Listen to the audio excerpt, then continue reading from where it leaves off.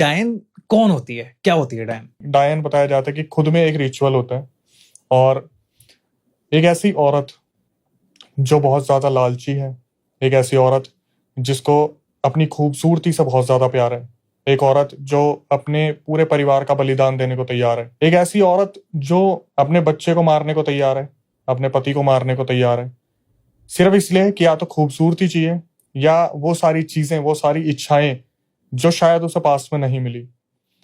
पहचान जो होती है डायन की, वो कुछ इस तरीके की होती है कि उसकी आंखों में एक अलग ही चमक होगी, चाहे वो एजिड हो, लेकिन उसकी तरफ जो ऑडियंस होगी वो इस तरीके से अट्रैक्ट होगी जैसे वशीकरण सा हो गया हो। आप ये चीज देख रहे हैं कि ये बुजुर्ग है, लेकिन फिर भी बार बार उसका चेहरा देखने का मन करेगा। आंखों के नीचे एक लाल कुछ इस तरीके से ग्लोइंग चीजें होंगी, फेस पे बहुत अट्रैक्टिवनेस चीजें होंगी, और फिर इनकी अलग अलग सिद्धियां होती हैं, किस तरीके से बनना होता है। लेकिन एक ऐसी औरत जो जिंदा है, लोगों के बीच में है, बिहार, मध्य प्रदेश, राजस्थान और अलग अलग ऐसी लोकेशंस जहां पर लोगों के बीच में रहकर ये अपनी सारी क्रियाएं करती हैं, अपनी सिद्धि पूरी करती है। आघोरीज जो होते हैं, इनके पास जाके उनसे ये एक तरीके का वरदान लेती हैं, मलमूत्र से नहाकर, मलमूत्र में बैठकर, और फिर किसी ऐसी एंटिटी को सिद्ध करना, जैसे जिन, प्रेत, अपनी से एक ऐसी एंटिटी जिससे अपने सारे काम करवा सके। एक ऐसी डायन बहुत खतरनाक होती है जो यहाँ पर बैठी बैठी सिर्फ आपको देखेगी, एक लौंग तोड़ेगी और आपके मुंह से खून बहना शुरू हो जाएगा। बाप रे। तो मतलब ये ऐसा नहीं है कि पैरानॉर्मल कुछ बीइंग है, ये हमारे बीच रहती हैं और कुछ एक रिचुअल परफॉर्म करती हैं जिसकी वजह से वो डायन बन जाती हैं। लेकिन इंडियन माइथोलॉजी में भी जैसे कहते हैं कि डाकिनी होती थी, अलग अलग थ्योरीज हैं कि पाताल लोक से डाकनियों को भेजा जाता था लोगों को तंग करने, परेशान करने, और ये भी कहते हैं कि काली माँ की पूजा करती थी डाकनियां, और काली माँ बुरे लोगों का वध करने के लिए डाकनियों को भेजती थी। लेकिन फिर धीरे धीरे डाकनियों की पूजा करने लगी औरतें, और डाकनियों की जो शक्ति थी वो अपने अंदर उतारने लगी, और वहां से डायन आई। हाँ, ऐसा कुछ डिराइव कहा गया है, मतलब रिटर्न फॉर्म में पुराणों के अंदर ऐसा कुछ नहीं, लेकिन शिव पुराण, भगवत पुराण, इन सब के अंदर कहीं ना कहीं डाकिनीज और डायंस का थोड़ा बहुत डिस्क्रिप्शन है। हाँ, थोड़ा बहुत वर्णन है। बेसिकली जितना मतलब पढ़ा है उसके हिसाब से पता लगा कि डाकिनी तो बेसिकली जो शक्ति होती है उसी का एक रूप होती है। तो मैं पढ़ रहा था कहीं पर, मुझे पता लगा वहां पे कि हमारा जो मूलाधार चक्र होता है उसके सेंटर में डाकिनी बैठी हुई होती है।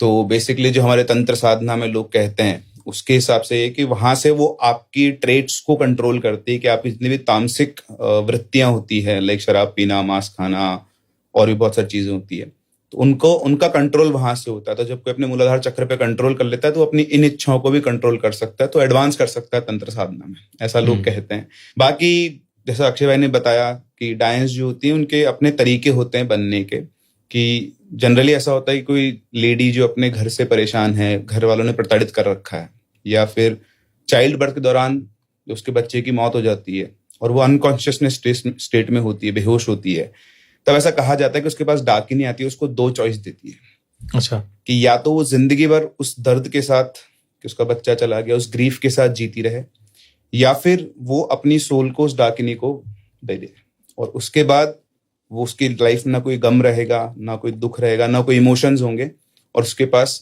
अलग सुपरनैचुरल पावर्स आ जाएंगी। तो जब वो उस चीज को एक्सेप्ट कर लेती है, that is the first step कि कोई डायन बनने के प्रोसेस में जाता है, ऐसा कहा गया है। फिर उसके बाद जैसे होता है ना, हम लैडर पे चढ़ते हैं, तो हमने फर्स्ट स्टेप लिया, उसके बाद हमारी आकांक्षाएं बढ़ती जाती हैं, तो वहीं पे पावर्स को और ऑब्टेन करना, उन पावर्स को ऑब्टेन करने के लिए जैसे हम लोग तांत्रिक बोलते हैं, सेम इस तरह से वो भी अपनी तंत्र क्रियाएं करती हैं, और धीरे धीरे अलग अलग शक्तियों को वो बटोरती हैं। ऐसा भी कहा जाता है कि उन शक्तियों को कई बार वो अपने शरीर के अंदर समन कर लेती है।